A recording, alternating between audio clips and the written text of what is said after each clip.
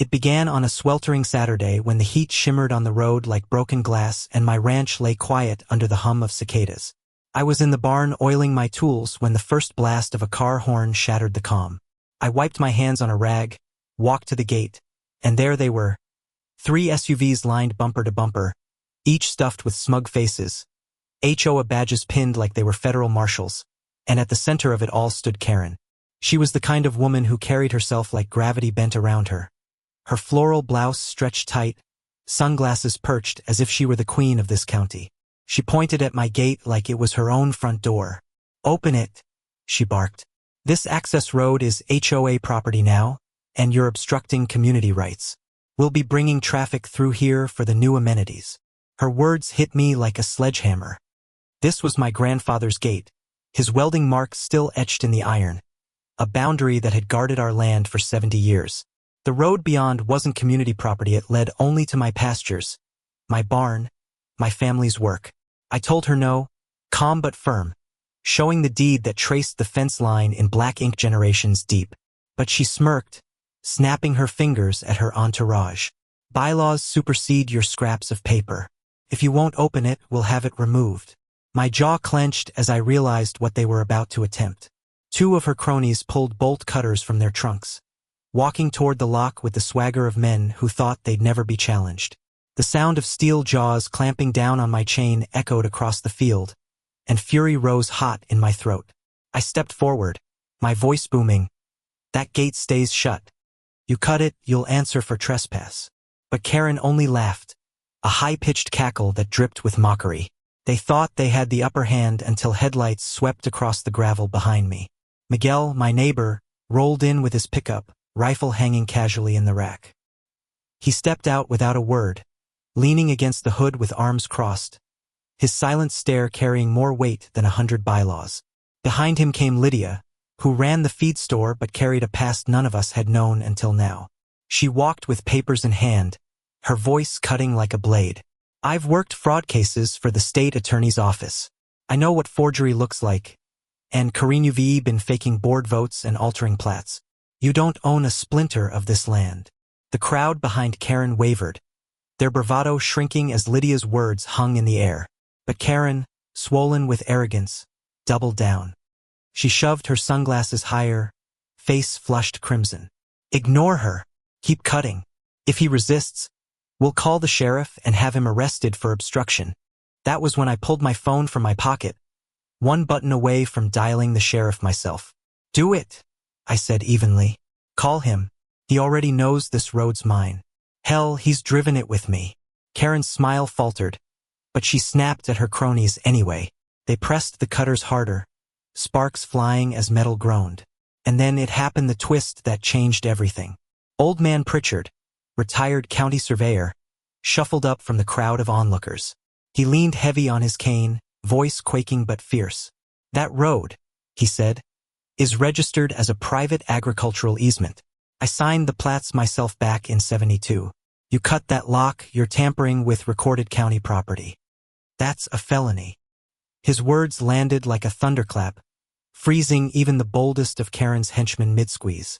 Karen's mask cracked, her voice rising shrill as she turned on him. "You're lying. You're senile. No one believes you." But the crowd did. They shifted, murmuring, eyes flicking between her fury and Pritchard's unwavering stance. And in that moment, the truth pierced the fog of her lies. Still, arrogance is a stubborn beast.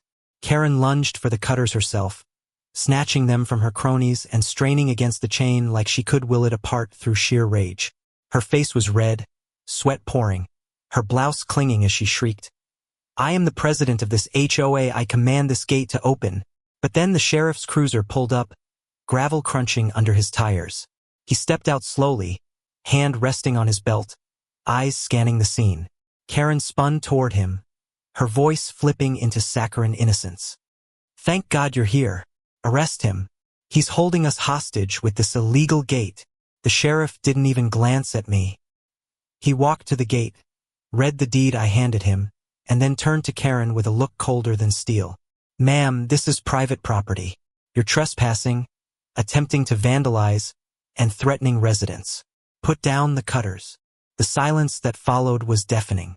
Karen froze, her hands trembling as the weight of her failure pressed down. The sheriff motioned to his deputy, and within seconds the cutters were confiscated, and Karen's wrists were snapped in handcuffs. She shrieked like a cornered animal, calling everyone traitors, insisting she was framed. But her board members stepped back, distancing themselves, their faces pale with fear. The queen had fallen, and they weren't going down with her. As they dragged her to the cruiser, neighbors erupted in cheers, not for me, but for justice finally served. Some clapped, others wept with relief. Lydia tucked her papers away, Miguel gave me a nod, and old man Pritchard rested heavier on his cane, satisfied that truth had won the day. The county soon launched an investigation, uncovering Karen's web of fraud. Embezzled HOA funds, falsified signatures, threats against anyone who opposed her. Within weeks, the board collapsed, the HOA dissolved, and the power that once strangled our community crumbled into dust. But for me, the victory wasn't in her downfall, it was in the unity forged that day at the gate. We had stood together, firm and unyielding, and discovered that bullies only win when good people stay silent. The gate still stands, my grandfather's welds holding strong, but now it's more than iron. It's a symbol. The sheriff's cruiser disappeared down the gravel road with Karen still wailing in the back seat. But that wasn't the end. If anything, it was the beginning of the storm. A bully like her didn't collapse in silence. She dragged as many people down as she could, kicking and clawing all the way. By the next morning, half the neighborhood inboxes were filled with furious emails she had dictated from her holding cell, her loyal secretary sending them on her behalf. False arrest, she claimed. Harassment. Abuse of power. We will fight back against these vigilantes who endanger our families. The words were meant to inspire loyalty, but instead they spread confusion. A few neighbors, unsure what to believe, kept their distance from me. Some even muttered that maybe I had gone too far, that maybe showing up armed had been a provocation. And that's when doubt tried to creep into my chest. Had I gone too far? Should I have stood quiet and let her build her empire of lies brick by brick? But then I would look at my grandfather's iron gate, his initials still welded into the corner, and I knew the answer. Some lines cannot be crossed. Miguel was the one who steadied me. He came by with his truck bed full of feed and a grin under his mustache. Don't second-guess yourself, brother, he said. That woman's been drunk on power too long. You gave her the hangover. His words grounded me, but it was Lydia who brought the fire. She arrived with new evidence, her eyes blazing as she spread bank statements across my kitchen table. She's been siphoning HOA dues into her personal account for years. That's not just fraud, it's theft. And if we can prove it, she's done. Then came the twist I never expected. Old man Pritchard, the surveyor who had first stepped forward at the fence line, showed up with his granddaughter, a federal clerk from the Department of the Interior. She had flown in after hearing the chaos and brought with her scanned records from decades past. In those records were easements, maps, and sealed documents that proved not only my ownership but also that the HOA had illegally expanded its claimed jurisdiction years earlier. This isn't just about you, she said, sliding the pages across the table. This whole HOA has been built on sand. If we push, the whole house of cards comes down. The thought sent a thrill through me. For years, Karen had strutted like a queen, intimidating people into obedience, waving papers no one ever questioned. And now, here was proof that her entire regime was smoke and mirrors. But the battle wasn't over. Karen made bail within days, and when she returned, she came back meaner than ever. She organized rallies at the community center, screaming into microphones about tyrants with rifles who had hijacked the neighborhood. She painted herself as the victim of a conspiracy, and for a while, some people bought it. They paraded down the street carrying signs, "Open the gate," and "End rancher rule." Her cronies stood at the edges with phones, recording us like they were gathering evidence for a trial. It all came to a head one blistering afternoon when Karen herself, still wearing the ankle monitor from her bail release, stormed back to my gate. This time she didn't come with cutters, she came with a hired crew of roughnecks. Men with tattoos creeping up their necks, their fists clenched and eyes sharp. They weren't neighbors. They were muscle. And they marched forward with the clear intent to tear that gate down by force. The moment I saw them, something deep inside me stirred. This wasn't a legal dispute anymore. This was trespass turning violent. I dialed the sheriff immediately, my voice calm but urgent. She's here again. She's escalating. Then I called Miguel, who arrived within minutes, his truck skidding to a stop. Behind him came half a dozen other ranchers, each carrying the same steady look of men who had defended their homes before. We lined up again, but this time the air was heavier. Karen shouted, waving her arms wildly, her face twisted with rage. Stand down.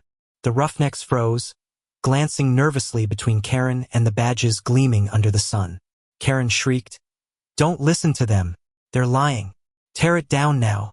But the men had already started backing away. No paycheck was worth federal charges. The marshals moved in. The sheriff's cruiser arrived minutes later, siren cutting through the heavy air. And this time, there was no bail, no secretary to spin her lies.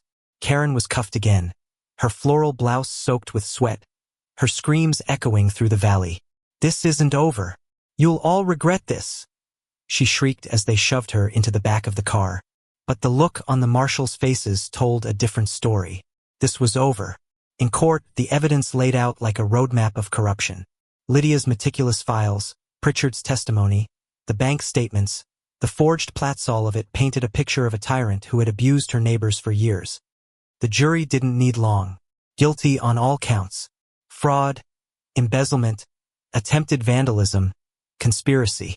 She was sentenced not to months, but to years, her empire of arrogance reduced to an orange jumpsuit and a cell with bars. The HOA collapsed in her absence.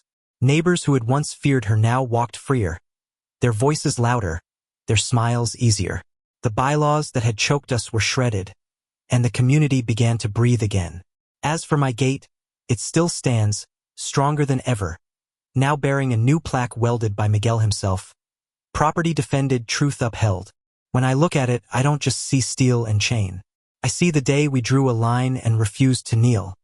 I see neighbors united, lies dismantled, and justice made real.